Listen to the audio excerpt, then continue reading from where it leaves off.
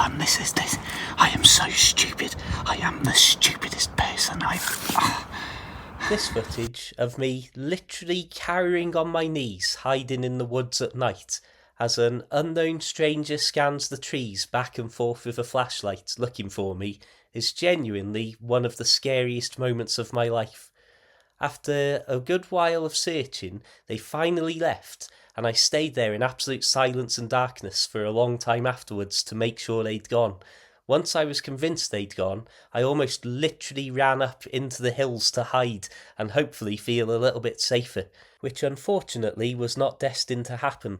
I was quite embarrassed by this incident and the fear at the time, and when I edited the video it was simply saved as failed wild camp, and I almost didn't post it, but then thought, well, I look like an idiot most of the time, so let's just see what people think. It got about 30,000 views on my channel, which as a tiny YouTuber was fantastic. What I hadn't anticipated though was that this would go on to be included in various scary video compilations and start to get millions of views all over different people's channels and social media platforms. I'm sure I don't need to tell anybody on the internet that with millions of views come an awful lot of opinions, some good, some bad, and some outright disturbing. So now that a few months have passed since this incident, I thought I would give you some more background context and more of the truth of the entire experience and event of this weird little incident. As a comical little side note, I still can't believe the first thing I said when I got to these woods was this. Ooh, the spooky woods. Despite this being my first solo wild camp attempt, I've actually been wild camping for almost 2 decades. I absolutely love it, whether hidden away in fields or on the top of mountains. I'm not worried about getting battered by the weather or wading through streams and rivers. And in fact, I spent a lot of my adult life living on canal boats, so I've spent a lot of time living and sleeping out in some incredibly rural, secluded and peaceful areas. The reason I make a big deal of this now is to show that I am experienced, I'm not scared of getting dirty or cold or rained on, and I'm not particularly scared of spooky rustling noises at night. However, I think some of the people who've seen these clips posted in all sorts of other places have maybe seen images like this of me talking with a selfie stick in the woods at night and got the wrong impression that I'm some sort of city boy who's out being scared by real life in the countryside for the first time. So I'm not quite as delicate as I might come across with my high-pitched voice and my awkward ways, but I just want to play you the actual scary bit now from the woodlands, and then we'll talk about what I really think was going on here, and then move on to the second scary incident of the evening. Dim lights only now. I was just shining the torch round on full beam, showing like the woods to the camera. Some car somewhere on a road up there stopped, and I swear a torch shone into the trees, obviously from well above my head, but it's just spooked me a bit. Oh man, my heart is going. I swear the car that I just mentioned pulled up and somebody has got out. I don't know if it's just coincidence. I'm trying to tell myself that, but I am really, oh my goodness me. I know. This isn't fun, this. I am so stupid. I am the stupidest person I've... I don't know if you can see that they are literally scanning up and down. They are literally... Can you see this on the ground? They're literally looking straight at me. So what's basically happened is I've been getting some spooky woodland footage for my video with my high beam torch. Somebody's driven past on a really rural country lane and seen that light in the woods and decided to get out and investigate for one reason or another.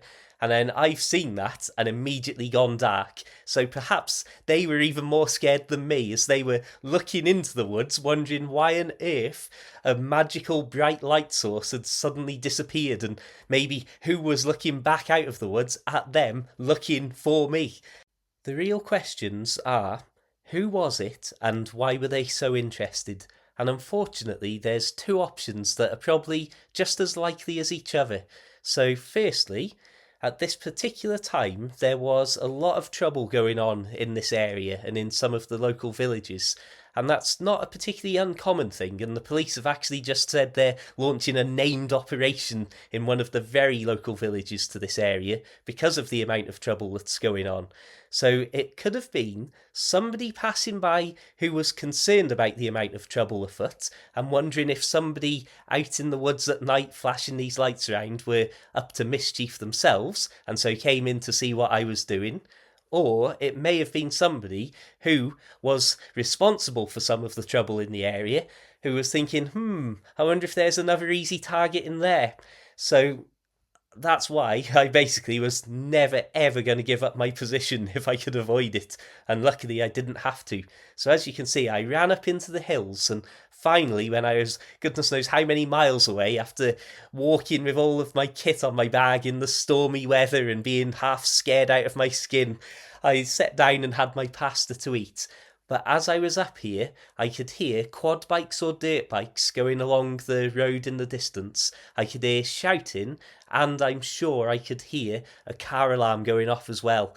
And I don't know if that's a sign that some of the idiocy that had been going on in this area was still going on. I don't know if this was a car break-in that somebody'd unfortunately left a camper van or one of their vehicles in one of the car parks along that road you saw me travel on with the red light earlier, and they'd basically become another victim of some of the trouble.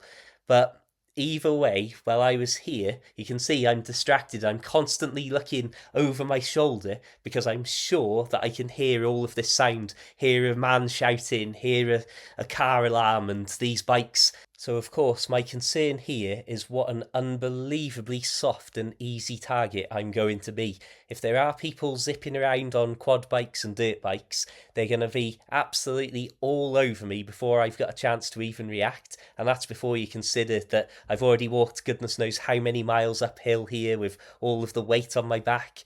And where I'd hoped to camp on this particular night, because of the amount of time it had taken me to get through the spooky woods and everything else that was going on, it was looking less and less likely in the worsening weather conditions that I was going to sensibly and safely make it to my intended campsite, a little bit further, hopefully, from the trouble going on. So I just decided, you know what, I'm just going to have to run back home to safety as fast as I can and get out of here and pretend none of this ever happened. And as I say, it ended up being about 16 miles or something as a round trip that I'd wasted all of that time, wasted all of that effort and energy. And completely honestly here, I was embarrassed to go back and say to my girlfriend, oh yeah, it was too scary. There was all sorts of stuff going on out in the darkness. And so I thought I'm going to come home. So that's the reality and the more of the context of this evening. I know that it's fun to see these dramatic clips in isolation, and it's amazing some of the commentaries people have done over my scary video footage. It's brilliant. I love it. But this is more of the overall context. There genuinely has been a lot of trouble. The police are paying attention specifically to some of the localities in this area because of how much trouble there is. So even though it might look like dramatic, spooky woodland footage, I wasn't so much scared of ghosts and goblins getting me. I was scared of very real problem people who may have been passing through the area getting hold of me, and more to the point, getting hold of my stuff. Anyway, thank you so much for watching this little updated commentary video. I hope it's provided a bit more insight into what you might have seen in some of these dramatic retelling videos. Please do consider subscribing and liking and checking out my other videos of my actual successful camping trips. If you really want to help me out, please consider becoming a channel member, a PayPal supporter, a Facebook subscriber, leaving a super thanks and so on, just like some of my recent supporters: Melissa L, Dogs, Rob, Kaz G, Kevin Y, Jackie A, George B, Fake W, Art V, L Hughes, Steve B, John B, Sean B, BL Beach, Dawn H, A Sanford, T Seymour and David D. Thank you very much everybody, it means the absolute world and has genuinely really helped me out with these videos and getting kit to go off adventuring. Until the next time, keep it interesting, keep it spooky worthy, have a fantastic day and of course, farewell.